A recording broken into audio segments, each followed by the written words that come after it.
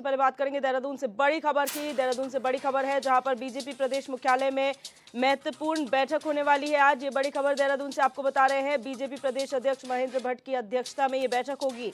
बैठक में सभी मोर्चों के प्रदेश अध्यक्ष मौजूद रहेंगे और बैठक में बीजेपी के वरिष्ठ पदाधिकारी भी मौजूद रहेंगे। आगामी 2024 लोकसभा चुनाव को लेकर मंथन किया जाएगा। ये बड़ी खबर आपको बता रहे हैं देहरादून से, जहां पर आज बीजेपी प्रदेश मुख्यालय में भारतीय जनता पार्टी की एक महत्वपूर्ण बैठक होने वाली है आज, जिसकी अध्यक्षता बीजेपी प्रदेश अध्यक्ष महेंद्र भट्ट करने वाले हैं। और इस बैठक में सभी मोर्चों के प्रदेश अध्यक्ष समेत वरिष्ठ पदाधिकारी जो है पार्टी के, वो मौजूद रहेंगे और आगामी 2024 लोकसभा चुनाव को लेकर विचार विमर्श किया जाएगा, चिंतन मंथन किया जाएगा कि आखिर क्या रणनीति होनी चाहिए, किस तरीके से आगे काम किया जाना चाहिए। क्योंकि भारतीय जनता पार्टी के वर्तमान समय में बहुत ऐसे कार्यक्रम चलाए जा रहे हैं 2024 के दृष्टिगत, और इसी क्रम में ये महत्वपूर्ण बैठक आज होने वाली है जिसमें तमाम रणनीति पर चर्चा की जाएगी।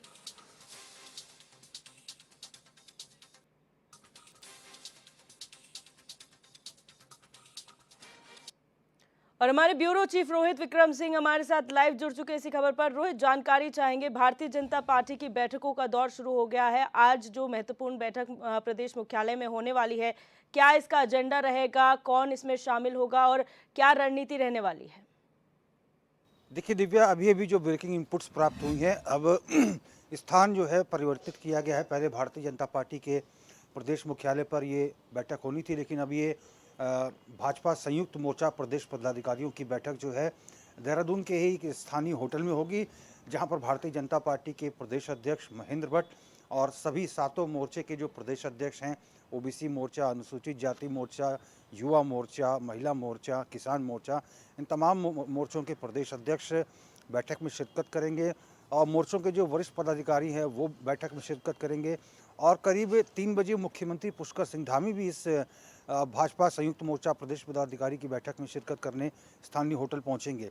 दरअसल भारतीय जनता पार्टी में अब तक बहुत सारे कार्यक्रम हुए हैं दिव्या, चाहे वो महाजनसंपर्क अभियान रहा हो जिसमें तमाम पदाधिकारियों को, मोर्चे के जो प्रदेश अध्यक्ष हैं उनको जिम्मेदारियां मिली हैं, और एक व्यापक अभियान भारतीय जनता पार्टी का चला है टिफिन बैठकों को लेकर।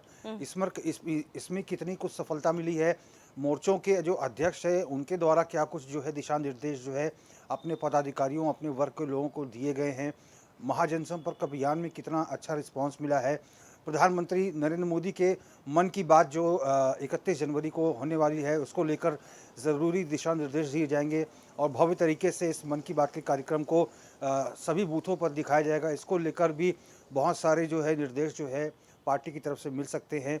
और इसके साथ ही प्रत्येक विधानसभा क्षेत्र में 10,000 नए मतदाताओं को जोड़ने का जो अभियान भारतीय जनता पार्टी चला रही है, जिसमें सभी मोर्चों के प्रदेश अध्यक्षों की भी जिम्मेदारियां सुनिश्चित की गई हैं, इन तमाम चीज़ों का आकलन किया जाएगा। और अभी हाल ही में अनुसूचित जाति जनप्रतिनिधि सम्मेलन हुआ था जी, जिसमें अनुसूचित जाति मोर्चे के जो प्रदेश अध्यक्ष और तमाम पदाधिकारी शिरकत उन्होंने की थी। मुख्यमंत्री पुष्कर सिंह धामी रहे थे, कैबिनेट मंत्री रेखा आर्य, सांसद अजय टमटा और तमाम जो ग्राम प्रधान और क्षेत्र पंचायत सदस्य मौजूद रहे थे इस बैठक में। और मोर्चों के जो प्रदेश अध्यक्ष और पदाधिकारी हैं इनको कुछ ज़रूरी दिशा निर्देश दिए गए थे।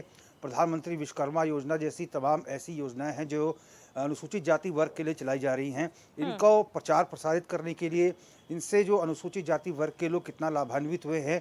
ये बैठकें जो है कुमाऊं गढ़वाल की अलग अलग हुई थी, गढ़वाल की देहरादून में हुई थी। कितने लोगों को अब तक अवेयर किया गया है, कितने लोगों को योजनाओं से लाभान्वित हो चुके हैं, इन तमाम चीज़ों का फीडबैक जो है अनुसूचित जाति मोर्चे की तरफ से जो है लिया जाएगा।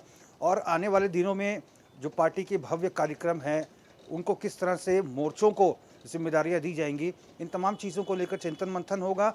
और चूंकि सरकार और संगठन में तालमेल बिठाकर मोर्चों के जो पदाधिकारी और प्रदेश अध्यक्ष को काम करना है, और इसी के दृष्टिगत जो है संगठन की ओर से भारतीय जनता पार्टी के प्रदेश अध्यक्ष महेंद्र भट्ट मौजूद रहेंगे, तो वहीं सरकार की ओर से मुख्यमंत्री पुष्कर सिंह धामी इस बैठक में मौजूद रहेंगे। संगठन और सरकार के कामों को संगठन जनता के बीच में किस रूप में लेके जाए, इसी के बाबत जो है ये बैठक जो है बुलाई गई है। और करीब 3 से 4 घंटा ये बैठक चलने वाली है। और उसके बाद एक 7 तारीख को भी महत्वपूर्ण बैठक है राजधानी देहरादून में ही।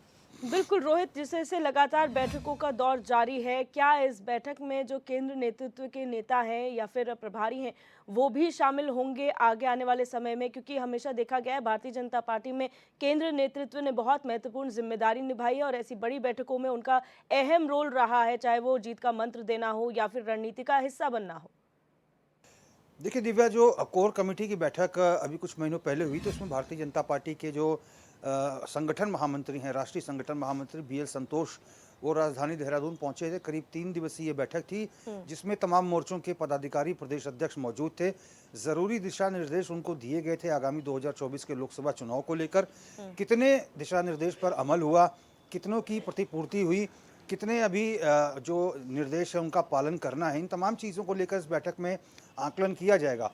हालांकि 23 और 24 को जनवरी को राष्ट्रीय पदाधिकारियों की बैठक है, तो निश्चित तौर पर जो राष्ट्रीय नेतृत्व है उसको कब कब उत्तराखंड आना है, कहाँ कहाँ जनसभाएं होंगी चुनावी दृष्टि से, कहाँ वर्चुअल रैली होगी, कहाँ जन संबोधन होगा और कहाँ कहाँ जो है मोर्चों के अध्यक्षों और तमाम पदाधिकारियों को जो राष्ट्रीय नेतृत्व है, जो राष्ट्रीय पदाधिकारी हैं, वो अपना मार्गदर्शन देंगे।